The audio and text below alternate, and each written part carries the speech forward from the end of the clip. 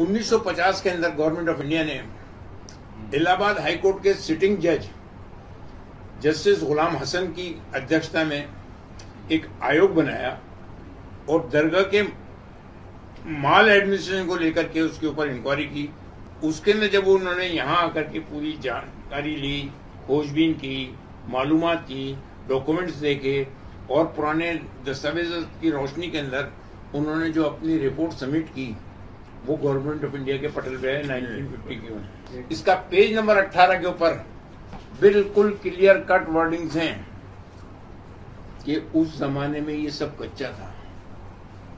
जब गरीब नवाज रहमतुल्लाह अलैह तशरीफ लाए उस जमाने में ये कच्चा मैदान था, उसके अंदर उनकी कब्र थी। जहां पर कब्र होगी और वो भी कच्ची, 150 साल तक आपका मजार कच्चा रहा, बिल्कुल भी वहां कोई पक्का कंस्ट्रक्शन नहीं था, तो उसके नीचे टेम्पल कहां से आ गया भाई। अभी दरगाह को लेकर कंट्रोवर्सी बनी हुई है और भ्रांति की बयानात जो हैं वेरियस चैनल्स पे और उस पे आ रहे हैं, उसको देख करके मेरे को खुद मंजर आम पर आना पड़ा कि फैक्चुअल पोजीशन आप लोगों के नोटिस में ला दी जाए ताकि ये जो बयानात आ रहे हैं इसके ऊपर अंकुश लग सके और जो वस्तु स्थिति है और जो सही हिस्ट्री है वो पब्लिक के नोटिस के अंदर पब्लिक के सामने आ जाए। अभी थोड़ी देर की बात है कि सुप्रीम कोर्ट ने, हमारे सर्वोच्च न्यायालय ने संभल को लेकर के जो ऑर्डर पारित किया है उसके लिए मैं पूरी पूरी प्रशंसा करता हूँ, धन्यवाद देता हूँ और लोगों से ये अपील करता हूँ कि वो इस आधार पे अमन और शांति बनाए रखें और अपनी ओर से ऐसा कोई काम नहीं करें कि जिससे कंट्रोवर्सी पैदा हो। हमारे पास लीगल अधिकार हैं, हम कोर्ट में जाएं, देख लो कोर्ट ने हमारी बात को माना, एक्सेप्ट किया और ऑर्डर पारित किए। इसी तरह से अजमेर की दरगाह के सिलसिले के अंदर ये कंट्रोवर्सी की गई है कि हरबिलास शारदा साहब की किताब है, ये 1910 में लिखी गई, 1920 में इसका री एडिशन हुआ, 1940 में फिर इसका हुआ। उसके अंदर पेज नंबर 92 पे बिल्कुल क्लियर कट वर्डिंग्स हैं। हरबिलास शारदा साहब हिस्टोरियन नहीं है, नंबर 1, वो एक एजुकेटेड आदमी थे। उन्होंने अपनी नॉलेज के हिसाब से जो उनकी जानकारी के अंदर आई उस वक्त, कब 1910 में, उसके अंदर बिल्कुल क्लियर कट ये दिया हुआ है कि ट्रेडिशन सेज। ट्रेडिशन का मतलब क्या होगा? ऐसा कहा जाता है, ऐसा सुना जाता है, ट्रेडिशन सेज। बस इस वर्ड के ऊपर ही आ रहा हूं मैं और कुछ नहीं। बाकी जो उसको कहना है वादी को, उसने कोर्ट में कह दिया। हम जो कुछ भी जवाब देंगे वो कोर्ट के अंदर देंगे और लीगल वे के अंदर देंगे।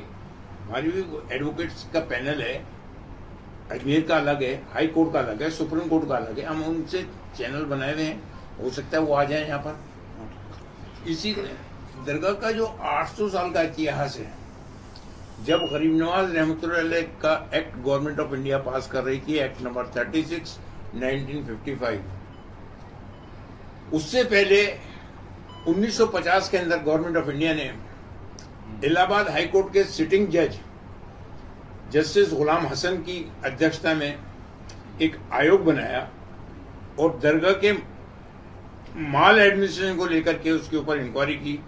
उसके अंदर जब उन्होंने यहाँ आकर के पूरी जानकारी ली, खोजबीन की, मालूमात की, डॉक्यूमेंट्स देखे और पुराने दस्तावेज की रोशनी के अंदर उन्होंने जो अपनी रिपोर्ट सबमिट की वो गवर्नमेंट ऑफ इंडिया के पटल पे है 1950 की। ये इंक्वायरी कमेटी रिपोर्ट है, ये इसका लेना चाहे आप फोटो ले सकते हैं। इसका पेज नंबर 18 के ऊपर बिल्कुल क्लियर कट वर्डिंग्स हैं कि उस जमाने में ये सब कच्चा था।